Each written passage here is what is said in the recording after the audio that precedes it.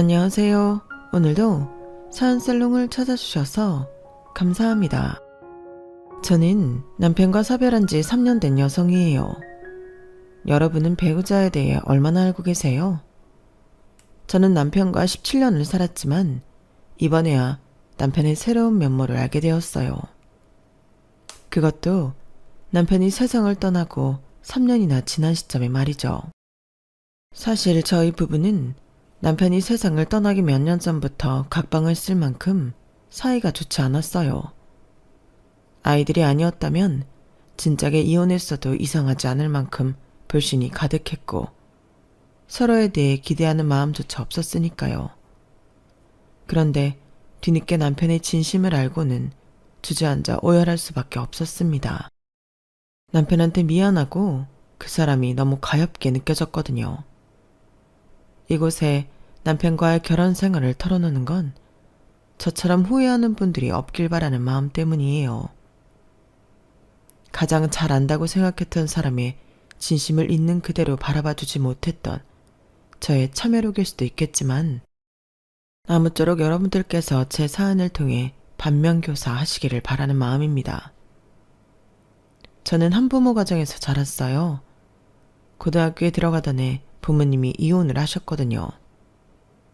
사춘기 때 부모의 이혼은 자녀들에게 많은 영향을 끼친다고 하는데 솔직히 저는 엄마가 이혼을 선택한 건 정말 잘한 일이라고 생각해요. 저희 엄마는 형제 많은 집 맏며느리로 시집와 정말 고생을 많이 하셨어요. 괴팍한 시부모에 툭하면 사고치는 시동생들과 여우 같은 시누이들까지 정말 전생에 무슨 악연으로 만나게 됐나 싶은 인간들만 가득했거든요. 그중 최고의 빌런은 다름 아닌 시아버지였어요. 며느리 사랑은 시아버지라는 말이 있다지만 저희 할아버지는 조금 달랐어요. 지독해도 이렇게 지독하게 며느리 구박하는 시아버지도 없을 정도로 며느리 눈에서 눈물 빼는 기계였어요. 오히려 시어머니한테 기대서 울 정도로 엄마한테 시아버지는 저승사자 같았어요. 그런데 웃긴 건 저희 엄마를 며느리감으로 찍은 사람이 할아버지였다는 거예요. 부모 없이 친척집에 얹혀 살던 엄마는 결혼은 꿈도 안 꾸고 살고 있었는데 엄마가 일하던 인쇄소 사장님 친구였던 저희 할아버지가 당신 아들이랑 선을 보라고 권하셨고 이듬해 결혼까지 시키셨거든요. 아니, 그랬으면 특별히 잘해주지는 못해도 괴롭히지는 말아야 할 거 아니에요. 자기 손으로 데려온 며느리를 그 고생을 시키셨으니 성격 참 이상한 분이었죠.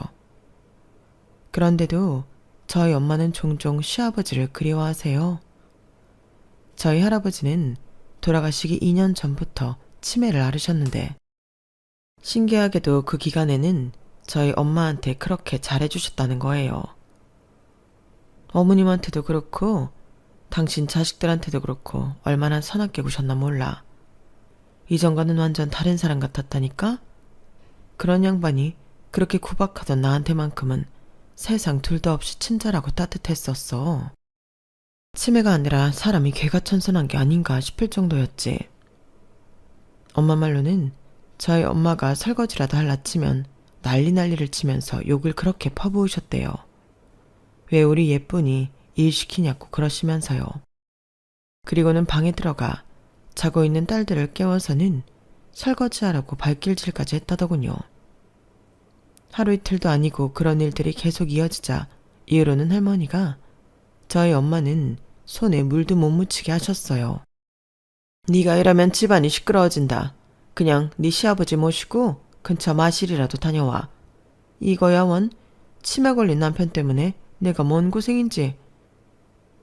그렇게 엄마를 끌고 밖으로 나오신 할아버지는 언제 그랬냐는 듯 멀쩡한 사람처럼 구셨고 며느리를 데리고 극장도 다니시고 동물원도 가시고 남산에 케이블카도 타러 다니시곤 했대요.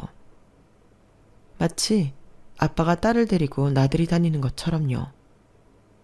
시집 온 그날부터 고된 시집살이와 육아에 치여 살던 엄마는 덕분에 가사노동에서 벗어나 문화생활과 여유를 즐길 수 있었어요. 그렇게 치매 걸린 시아버지 덕분에 인생의 봄날을 즐기던 엄마는 할아버지가 치매가 아닌 것 같다는 의심을 하기 시작했고 그 의심은 점점 더 확신으로 굳어졌어요. 의사소견으로는 분명 치매가 맞긴 하지만 그 정도가 우리가 생각하는 것보다 경미한 것 같다고 말이죠. 그래도 가족들 누구에게도 그 말은 하지 않았어요. 그리고 여전히 할아버지는 여전히 엄마가 일을 못하도록 졸졸 따라다니면서 단속을 하셨고 그 바람에 속옷 빨래까지 저희 엄마한테 시키던 고모들은 집안일을 도맡아 하게 되었어요. 고모들이 일 안 하고 누워서 저희 엄마한테 일을 시킬라 치면 할아버지가 달려가 등짝을 때리며 일하라고 소리치곤 하셨는데 그럴 때마다 엄마는 그동안 쌓였던 채증이 한 번에 쑥 내려가는 기분이었다더군요. 봄이 지나면 꽃이 지는 것처럼 세상에 영원한 건 없잖아요. 저희 할아버지도 치매 판정을 받은 지 2년 만에 몸과 정신이 급격히 나빠져서 병원에서 마지막 인사를 하라고 했거든요. 할아버지께서는 돌아가시기 전에 저희 엄마한테 마지막으로 이런 말씀을 하셨어요. 큰애야, 다음 생에는 다른 집에서 태어나지 말고 내 딸로 태어나라. 먹고 싶은 거, 입고 싶은 거 내가 다 해줄 수 있게. 고마웠다. 할아버지의 마지막 인사에 엄마는 오열할 수밖에 없었어요. 할아버지가 가족들 앞에서 저희 엄마를 구박했던 건 미워서가 아니라 일종의 눈가림이었어요. 할머니를 비롯해 모든 가족이 저희 엄마를 싫어했기 때문에 일부러 할아버지가 먼저 나서서 선수를 치신 거였죠. 그걸 눈치채지 못한 할머니와 아빠 형제들은 오히려 두 손 놓고 지냈으니 할아버지 계략이 성공이라면 성공일 거예요. 다만 그 속뜻을 저희 엄마가 너무 늦게 눈치챘다는 게 문제였지만요. 할아버지는 돌아가시기 전 2년 동안 당신이 할 수 있는 모든 방법으로 저희 엄마한테 사랑을 베푸셨어요. 처음부터 꼭 네 아빠랑 결혼하고 싶었던 건 아니야. 부모도 없고 친척집에 빌붙어 사는 나를 데려가주는 남자라면 누구라도 상관없었으니까. 내 처지를 알고도 며느리로 받아들인 네 할아버지가 어떻게 보면 내 인생을 구해준 은인인지도 모르지. 아버님이 나를 구박하신 덕분에 다른 식구들은 나를 안쓰럽게 생각했거든. 고부간의 갈등도 없고 시누이 시동생 시집살이도 없었으니 이 정도면 성공한 결혼이지 뭐. 다만 아버님 마음을 진작 알았다면 그렇게 미워하지는 않았을 텐데 그게 마음에 걸려. 할아버지에 대한 죄송한 마음 때문이었을까요? 엄마는 친할머니도 지내지 않으시는 할아버지 제사를 매년 지내셨어요. 첫 해는 그래도 예의상 제사에 참여했던 작은아빠들이랑 고모들은 이듬해부터는 이런저런 핑계를 대가며 오지도 않았어요. 그래놓고는 큰 고모가 뭐라는 줄 알아요? 원래 시부모 제사는 며느리 몫이라는 거예요. 그래서 출가 외인인 자기들은 안 가도 된다나요? 말이나 못하면 다행이지. 어떻게 남도 아니고 자기 부모 제사에 빠지면서 그런 소리를 하는 건지. 그런데도 아빠는 한 번도 자기 동생들 탓을 하는 적이 없었어요. 오히려 엄마한테 큰 소리를 치셨죠. 시키지도 않은 제사 당신이 지내겠다고 한 거니까 앞으로도 내 동생들한테 오라가라 허튼 소리 마라. 그러게 뭐하러 일을 벌여? 우리 엄마도 안 지내는 제사를 왜 당신이 나서서 지내냐고. 우리 아버지가 당신 남편이야 뭐야? 장남이라고 뭐 하나 남겨준 것도 없는데 왜 내 돈 들여 제사까지 지내야 되느냔 말이야. 앞으로 제사 비용은 당신이 벌어서 대든가 못하겠으면 때려치워.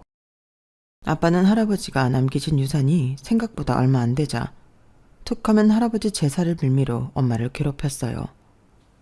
남의 부모 제사를 지내겠다는 것도 아니고 자기 부모 제사를 지내주겠다는데도 말이에요. 그런데 아빠가 모르는 게 하나 있었어요. 할아버지가 남기신 유산이 왜 적었는지 그 이유를요. 할아버지는 살아생전에 10수년에 걸쳐 저희 엄마한테 재산을 증여해 주셨거든요. 현금이 아닌 주식으로요. 저희 엄마 이름으로 개설된 주식통장에 차곡차곡 대기업 주식이 쌓여갈수록 정작 자식들한테 갈 유산은 줄어든 거예요. 어차피 죽으면 제사도 안 지내줄 자식들인 걸 할아버지는 일찌감치 알고 계셨나 봐요. 이런 할아버지의 성견지명이 빛을 발하는 일이 있었는데 그건 바로 저희 아빠의 외도였어요.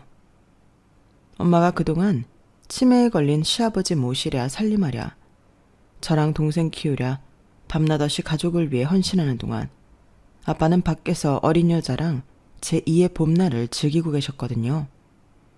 아빠가 다니는 회사 대리와 말이죠.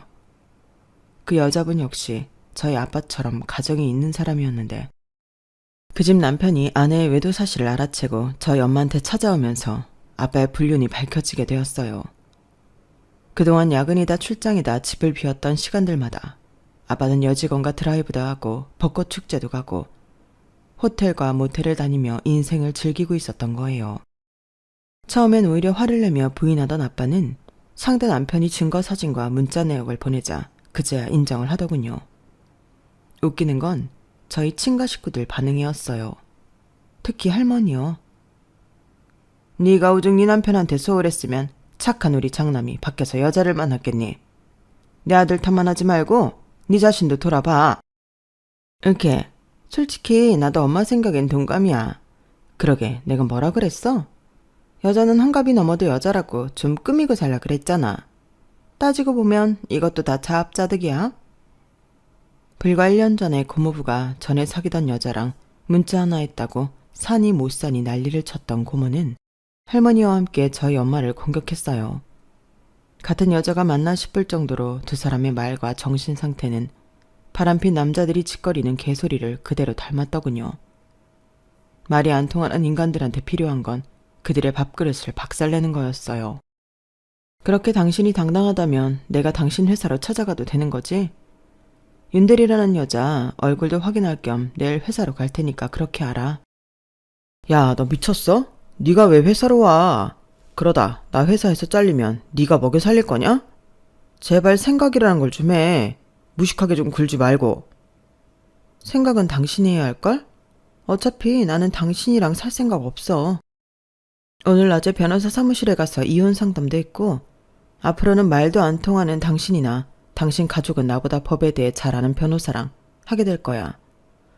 당신 말대로 무식한 내가 뭘 할 수 있겠어. 그래서 내가 고용한 똑똑한 변호사가 당신이랑 상간녀 인생 탈탈 털어줄 테니까 그렇게 알아. 결국 그날 밤 아빠와 상간녀는 저희 엄마 앞에서 무릎 꿇고 한참을 빌었어요. 집을 엄마한테 넘기는 조건으로 아빠가 다니는 회사에는 찾아가지 않고 조용히 이혼하는 걸로 합의를 보았죠. 상간녀 역시 3천만 원의 위자료를 지급하는 걸로 합의봤고요. 아빠는 그때까지도 알지 못했어요. 엄마는 변호사 사무실에는 간 적도 없다는 걸요. 그리고 또 한 가지 아빠가 몰랐던 사실이 있는데 그건 바로 엄마의 주식 통장이었죠. 할아버지께서 가족들 몰래 엄마한테 남겨주시고 간 유산이요. 알았다고 해도 별 수 없었을 거예요. 할아버지께서 생전에 엄마한테 양도해 준 거였으니까요. 재미있는 사실은 저희 엄마 입을 막고 회사의 불륜 사실을 감추려 했던 아빠와 상간녀의 노력은 얼마 뒤 산산이 부서졌다는 거예요. 상대 남편이 회사 게시판에 글을 올리면서 들통나 버렸거든요.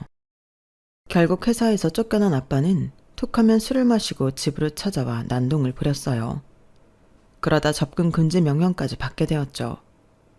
엄마는 아빠와 이혼을 한 뒤에도 시아버지 제사를 지내고 있어요. 아빠와는 연이 끊어졌다지만 여전히 시아버지와 며느리 관계는 끝나지 않았다고 믿기 때문이었죠.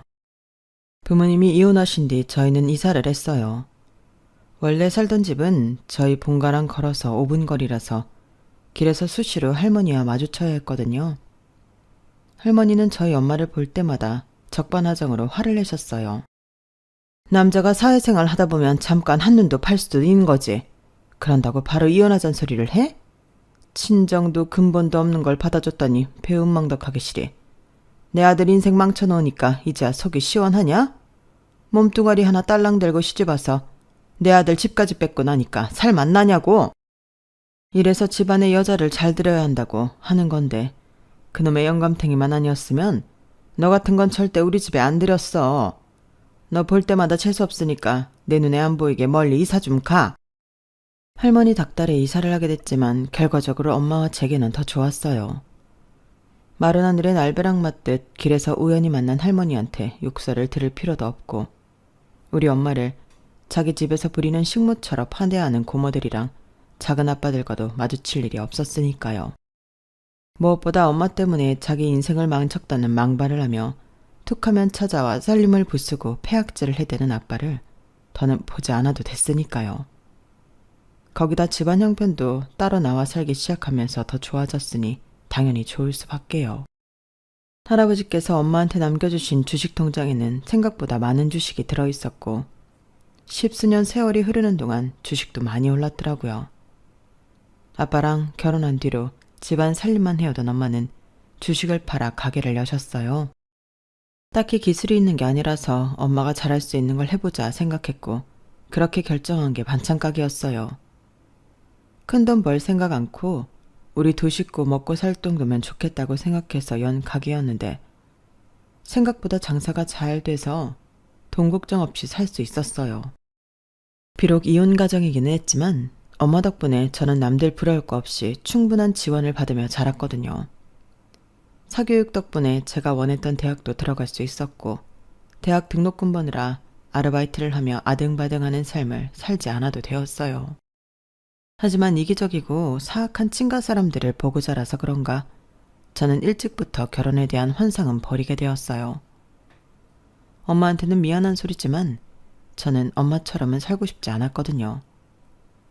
구덕이 무서워 정 못 담그냐고 하실지도 모르지만 어릴 때부터 내 엄마가 아빠와 시댁 식구들한테 무시당하고 일꾼처럼 부려지는 걸 봐온 저로서는 구덕이도 피하고 싶은 심정이었어요.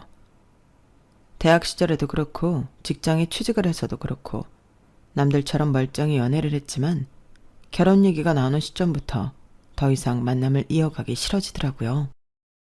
그 사람이 싫은 건 아닌데 마음속으로 이 사람들도 결국엔 변하겠지 하는 의심이 들어서 마지막 한 발자국을 딛지 못하고 헤어지곤 했어요.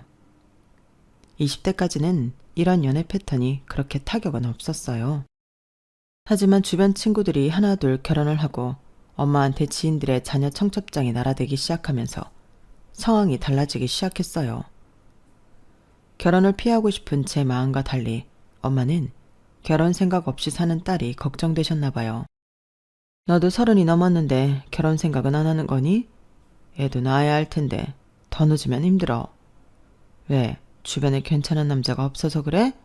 엄마가 손자리 알아봐줘? 필요 없어. 난 결혼 안 할 거니까. 아니 왜? 네가 뭐가 부족해서 결혼을 안 해? 그런 거 아니야. 난 그냥 지금 상황이 편해. 일도 마음 편히 할 수 있고 내가 번 돈 내 마음대로 쓰고 살 수도 있으니까. 차마 엄마처럼 살기 싫어서 그렇다는 말은 할 수 없었어요. 그 말에 엄마가 어떤 심정이 들지 누구보다 잘 알고 있으니까요.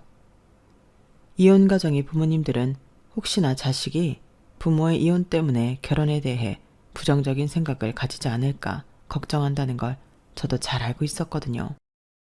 그리고 엄마한테 말했던 것처럼 현재 상황이 편하고 좋았기 때문에 딱히 결혼 생각이 없는 것도 사실이었어요. 그런데 사람 마음이 갈대와 같다고 제 마음이 순식간에 변하게 될 줄 누가 알았겠어요? 그래서 옛말에 집신도 제 짝이 있다고 하는가 봐요. 남편을 처음 만난 건 대학 동기의 결혼식에서였어요. 신랑 측 친구였던 남편은 결혼식이 시작하기 전부터 카메라를 들고 식장 안에서 촬영을 하고 있었어요. 그때까지만 해도 예식장에서 고용한 사진기사인 줄 알았죠. 신부 대기실에서 그날의 신부였던 동기한테 축하 인사를 하는데 그때 남편이 안으로 들어왔어요. 그러자 동기가 저한테 그러더군요. 화영아, 인사해. 우리 아주버님이셔. 사진사인 줄 알았던 남편의 정체는 뜻밖에도 일식 요리사였어요. 대학은 사진과를 나오셨는데 일본으로 출사 여행을 갔다가 일식에 반해서 진로를 바꾸셨어. 현재는 오너 셰프이기도 하고. 재수씨도 참 오너 셰프라고 하니까 뭔가 대단해 보이잖아요. 그저 조그마한 일식집 하나 하고 있습니다. 남편의 첫인상은 맑고 청명한 느낌이었어요. 사람을 대하는 직업 탓인지 상대한테 부담을 안 주면서도 대화를 즐겁게 이끌어가는 재주가 있더라고요. 남편은 사진을 찍어주겠다며 저와 친구들을 동기 옆으로 불러 모았어요. 그런데 이상하게 이 남자가 나한테 포커스를 맞추고 있다는 느낌이 들더라고요. 제자리에서는 반대편 뷰파인더가 보이지도 않는데 말이죠. 아니나 다를까 나중에 신혼여행에서 돌아온 동기가 보내준 사진을 보고는 이 남자가 나한테 마음이 있다는 걸 단박에 알 수 있었어요. 저뿐만 아니라 동기조차도요. 야, 누가 보면 내가 네 결혼식에 들러리 온 줄 알겠다. 아니, 아주버님도 그렇지. 어떻게 내 결혼식에서 네 화보 촬영을 할 수가 있냐? 친구가 보내준 사진에는 신부 대기실에서 찍은 사진뿐만 아니라 결혼식장 곳곳에 서 있는 제 모습이 담겨 있었어요. 자연스러운 스냅 사진들이었는데 한눈에 봐도 전문가 포스가 느껴질 정도로 자연스럽게 잘 찍었더라고요. 장수가 꽤 돼서 친구 말로는 자기가 나온 사진보다 제 사진이 더 많은 것 같다고 헛웃음을 짓더라고요. 예, 너 만나는 사람 없으면 우리 아주버님 한번 만나보지 않을래? 가게 오픈하고 자리 잡느라 연애 안 한 지 꽤 되셨는데 그래서 시부모님이 한 걱정을 하신다. 우리 결혼할 때 아주버님이 먼저 그러셔서 그것 때문에 말이 좀 많았잖니. 내가 우리 아주버님이라서 그런 게 아니라 사람 참 좋아. 실력도 있고. 어때? 한번 만나볼래? 저 역시 남편이 첫인상도 좋고 마음에 들었기 때문에 마다할 이유가 없었어요. 둘 다 나이가 있어서 그랬는지 말이 나오자마자 만날 날을 잡기까지는 일사천리였어요. 하지만 남편이 휴무일과 제 휴무일이 달라서 시간을 잡기가 꽤 힘들더라고요. 저는 오전에 출근해 6시면 퇴근을 했지만 남편은 오전 10시에 출근해 밤 10시까지 꼬박 가게를 지켜야 했거든요. 그래서 쉬는 날 남편 가게에서 보기로 했어요. 브레이크 타임이라 둘이 조용히 얘기를 나눌 수 있었거든요. 남편 말대로 가게는 꽤 협소한 크기였어요. 오픈 주방에는 디귿자 모양으로 바가 놓여 있었고 4인용 테이블은 3개에 불과했어요. 이런 코딱지만한 가게에서 벌면 얼마나 버나 싶죠? 그래도 자랑을 좀 하자면 저희 가게 예약하는 거 꽤 힘들답니다. 월 초부터 그달 예약이 꽉 찰 정도거든요. 오늘은 화영씨 혼자 가게를 전세냈다 생각하시고 먹고 싶은 거 아무거나 주문하세요. 내가 뭐든 다 만들어 드릴게요. 요리사 유니폼을 입고 주방에 서 있는 남편은 만화 미스터 초밥왕에 나오는 고수 일식 요리사의 분위기를 물씬 풍겼어요. 그날 남편은 저를 위해 특별히 준비한 횟감으로 회부터 초밥, 튀김에 이르기까지 코스로 음식을 내주었어요. 살면서 이렇게 맛있는 초밥과 튀김은 처음이라고 느낄 정도로 정말 솜씨가 좋더라고요. 아직 사귀기로 한 것도 아닌데 이런 말하면 조금 그렇겠지만 그래도 미리 얘기하는 게 좋을 것 같아요. 저랑 사귀게 되면 남들처럼 데이트는 할 수 없을 거예요. 제가 할 수 있는 최선은 지금처럼 제 주방에서 화영 씨를 위해 음식을 만들어 드리는 정도일 테니까요. 그래도 이거 한 가지는 확실히 말할 수 있어요. 저 절대 딴 사람한테 한눈은 안 팝니다. 보시다시피 그럴 시간이 없거든요. 남편은 장난처럼 한 말이었지만 저한테는 그 말이 가장 큰 위안이 되었어요. 사춘기 시절 바람난 아빠를 지켜보면서 결혼에 대한 반감이 생겼던 저로서는 이보다 안심되는 상황도 없었으니까요. 그리고 무엇보다 남편이 순식간에 제 마음속으로 들어와 버렸기 때문에 거절하고 자식과할 생각 자체를 할 수 없더라고요. 그렇게 남편과 1년 가까이 연애를 하고 내 인생에 절대 없을 줄 알았던 결혼을 하게 되었어요. 동기가 먼저 결혼 생활을 하고 있었기 때문에 집안 사정은 들어서 잘 알고 있었고 부모님도 그렇고 시동생과 시누이도 그렇고 괜찮은 사람들 같아서 결정이 생각보다 쉬웠던 것 같네요. 그런데 사람을 판단하는 데 있어서 어느 방향에서 보느냐도 중요하다는 걸 나중에서야 알게 된 거예요. 차남과 결혼했던 동기한테 저희 시댁은 그리 나쁘지 않은 집안이었는지 모르겠지만 장남과 결혼한 저에게는 이보다 지긋지긋한 거머리 같은 시댁도 없었거든요. 결혼하고 반년도 안 돼서 알게 된 저희 시댁의 사정은 맏며느리로서 정말 최악의 조건이었어요. 그동안 남편이 일식에 빠져 사진을 그만두었다고 들어왔던 저는 그게 사실이 아니라는 걸 알게 되었죠. 그건 다름 아닌 돈 때문이었어요. 남편은 대학 시절부터 자기 등록금은 물론 생활비까지 대고 있었더라고요. 사진과 학생이라서 선배들을 따라 웨딩 촬영 보조를 뛰며 돈을 벌었고 일본으로 갔었다던 출사 여행도 알고 보니 일 때문에 갔던 거더라고요. 물론 거기서 난생 처음 값비싼 일식집을 경험하곤 일식에 매료된 건 사실이지만 사진을 그만두고 일식집에 취직해 밑바닥부터 일을 배운 건 좋아서만은 아니었어요. 당시 시동생 등록금이 모자라서 고가의 카메라를 팔고 여타 장비까지 팔아야 해서 할 수 없이 선택하게 된 거였죠. 식당에서 일해보신 분들은 아시겠지만 일도 고되고 일단 노동시간이 길잖아요. 차려 나오는 음식은 예쁜지 몰라도 주방 안에서는 주방장의 살벌한 욕설을 들으며 하루 종일 초조감이 될 때까지 일을 하게 되고요. 특히 일식 특성상 겨울에는 춥고 여름에는 찜통 같은 주방은 사람 진을 빼기 딱 좋았어요.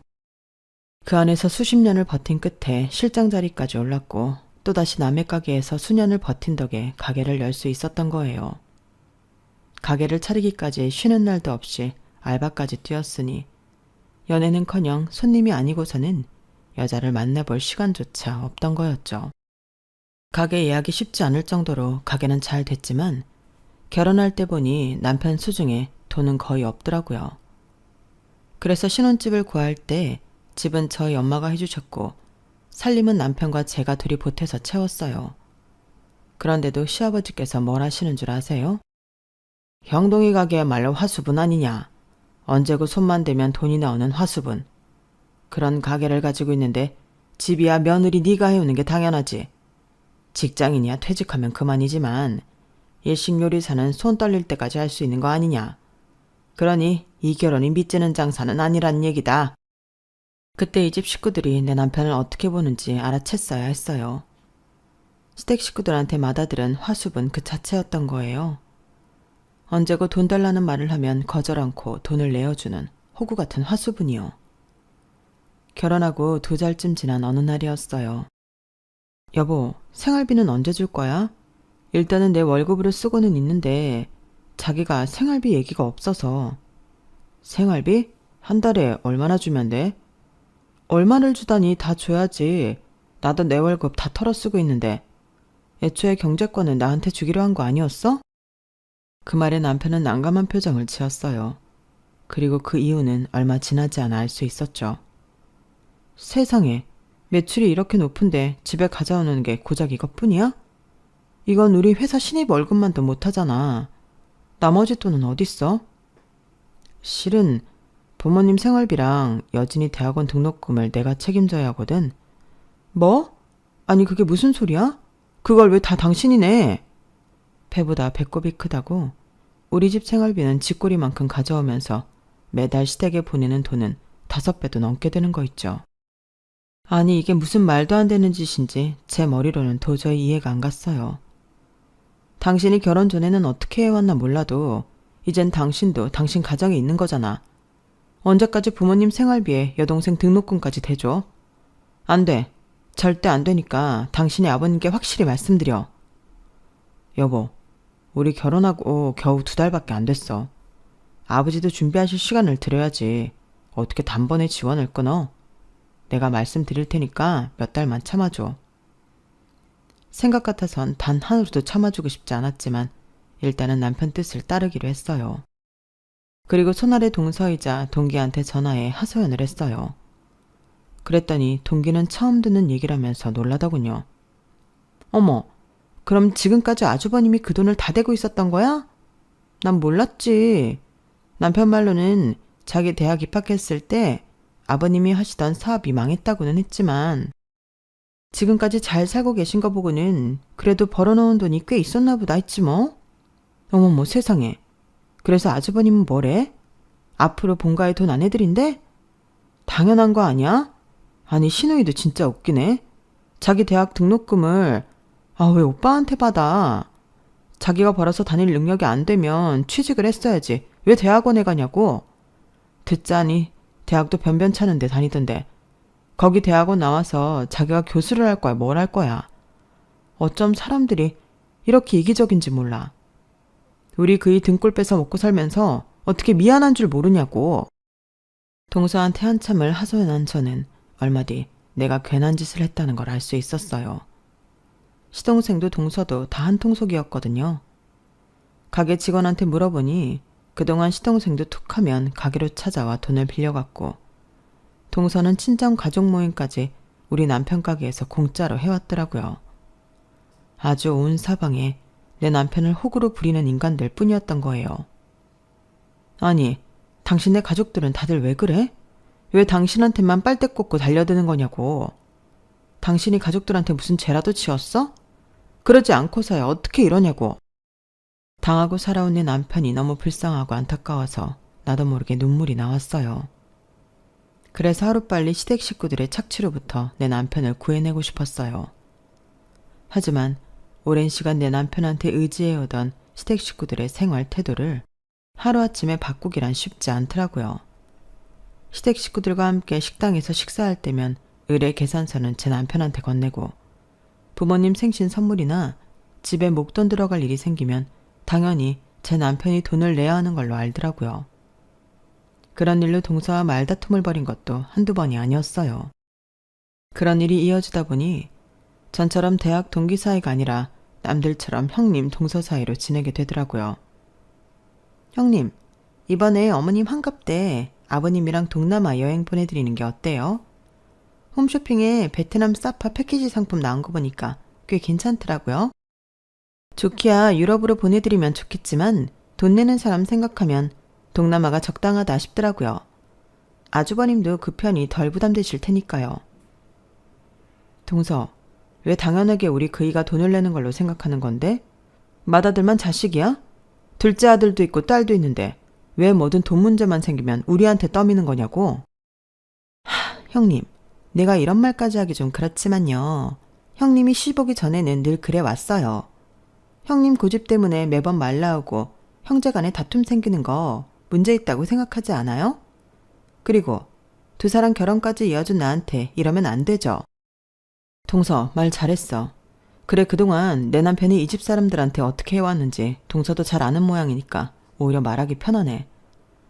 그동안 그렇게 등골 빼먹었으면 이제는 좀 그만해야 하는 거 아니야? 어떻게 사람의 호의를 권리로 착각하고 살 수가 있어? 그거 너무 염치 없는 짓이야. 그리고 우리 결혼할 때 동서한테 명품백 사준 건 기억 안 나나 보지? 그 정도 받았으면 그만할 때도 됐는데 어떻게 동서는 4년이 지난 지금까지도 우리 결혼 이어준 타령하면서 생색을 내? 왜? 나 죽을 때 영종 앞에서도 그 소리 하지 왜? 좋아. 그런 식으로 매번 돈 드는 일은 우리 남편한테 떠민다면 나중에 시부모님 유산도 우리 다 줘. 그럼 할게. 동서, 어떻게 할까? 비록 시부모님한테서 나올 유산이라고 해봐야 집 한 채가 다지만 동서는 그마저도 욕심이 나는지 유산을 다 주는 건 안 된다며 자기들도 돈을 보태겠다고 했어요. 다만 마주와 둘째는 차등해서 돈을 내게 해달라고 하더군요. 더럽고 치사하기는 했지만 그러라고 했어요. 어떻게든 내 남편 혼자 독박 쓰는 건 막아야겠다는 생각 때문이었죠. 결혼 4년차에 접어들고 그 사이 두 아이를 출산하는 동안에도 남편의 시댁 지원은 이어졌어요. 말로는 액수를 많이 줄였다고는 하는데 여전히 매달 수백만 원 이상이 시댁으로 들어가고 있는 건 여전했어요. 그 일로 남편과 다툼은 이어졌고 시누이 결혼을 계기로 저와 아이들은 아이의 시댁에 발길을 끊게 되었죠. 시누이 결혼 얘기를 꺼내자면 지금 생각해도 속에서 천불이 나요. 글쎄 시누이가 결혼을 앞두고 제 남편한테 신혼집을 해달라고 그러더라고요. 신랑 쪽 집이 상황이 안 좋아서 월세로 시작하라고 했다는데 자기는 죽어도 그렇게는 못 산다고 제 남편 보고 전셋집을 얻어달라고 그러는 거 있죠. 거기에 시부모님까지 끼어들어 큰오빠가 그 정도 못 해주겠냐며 바람을 잡으시는데 정말 뚜껑 열리는 줄 알았다니까요. 결국 그 일로 제가 시댁 식구들과 한바탕 싸우게 됐고 시댁에 발길을 끊게 되었어요. 명절이나 제사 때는 남편만 시댁에 보내게 됐고요. 상황이 이 정도 됐으면 자기도 정신 차리고 시댁에 돈 보내는 걸 그만둬야 하잖아요. 그런데도 남편은 자기가 뭔 죄인이라도 되는 것처럼 죽어라 이래서 자기 부모한테 퍼다 나르지 뭐예요. 부모 부양을 아예 때려 치우라는 게 아니라 형제들끼리 나눠서 정도껏 하다는 건데 버는 돈의 반 이상을 그렇게 퍼다 나르니 제가 화를 안 내게 생겼냐고요.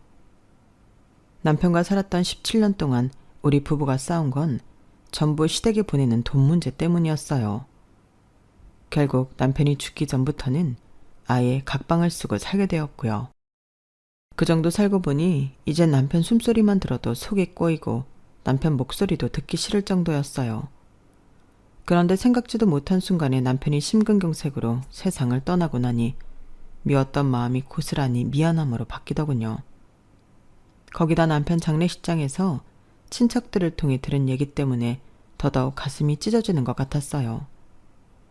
시숙 어른을 통해 제 남편이 시댁에 그렇게 헌신적이었던 이유를 알게 됐거든요.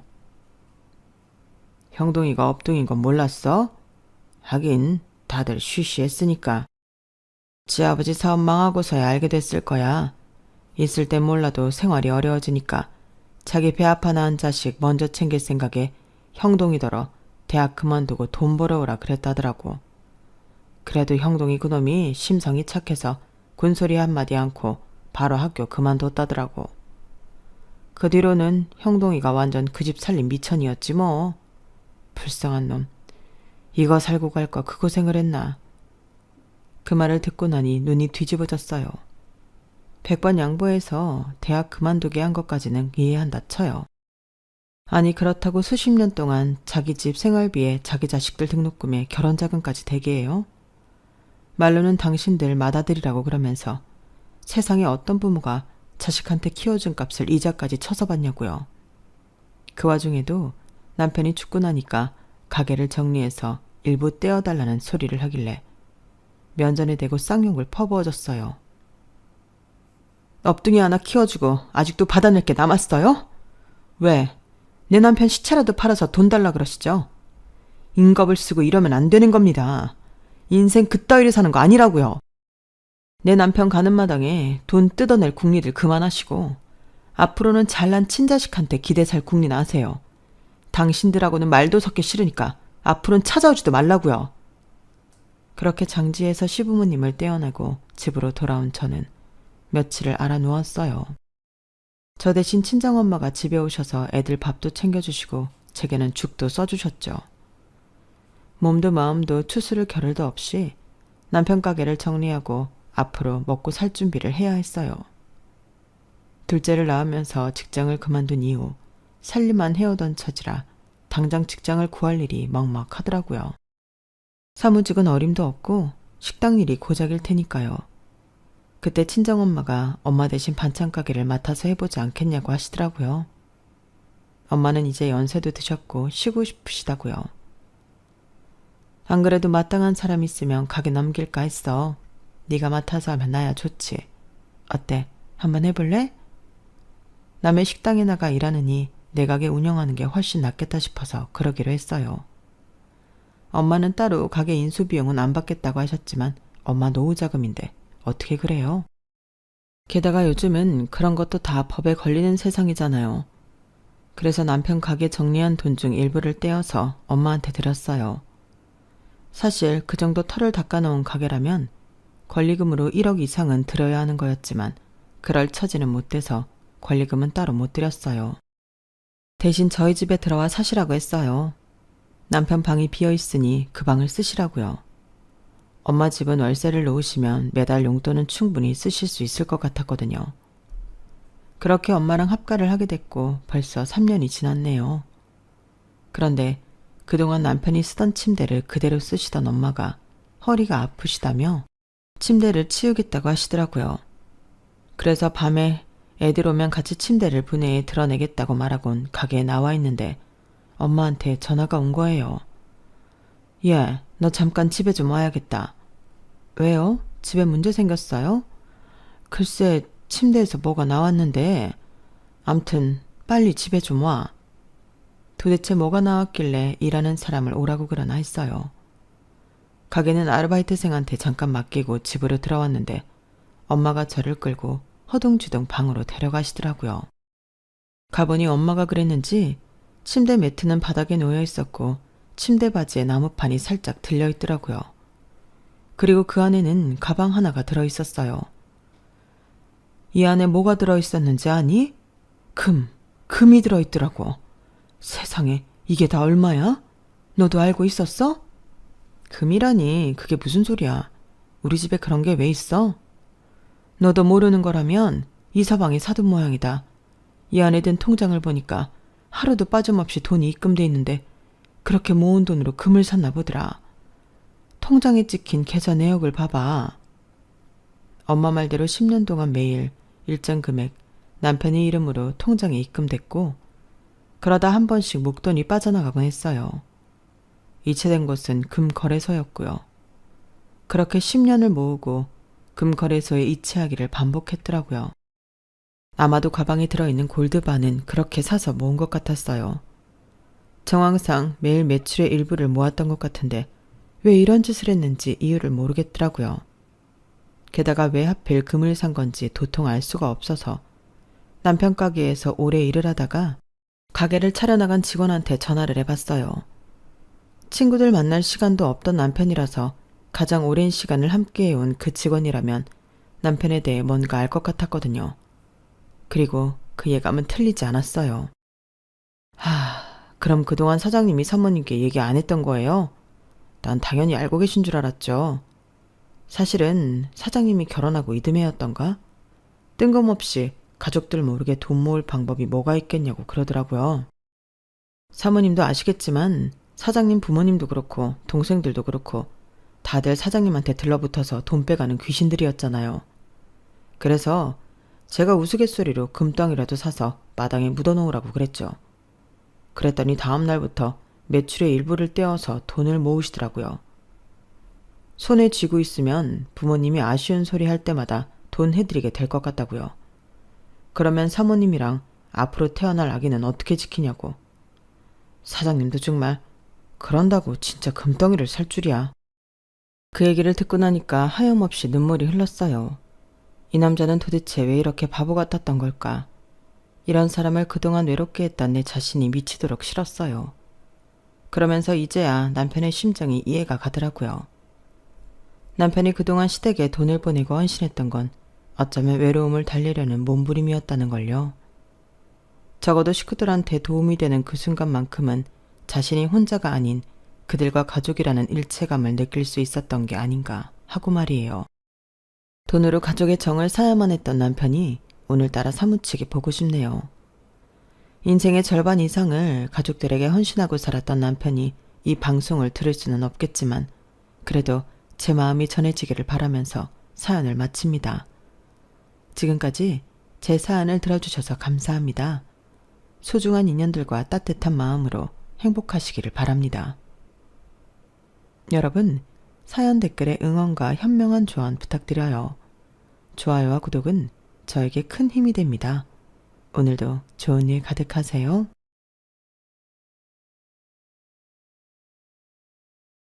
안녕하세요. 오늘도 사연 살롱을 찾아주셔서 감사합니다.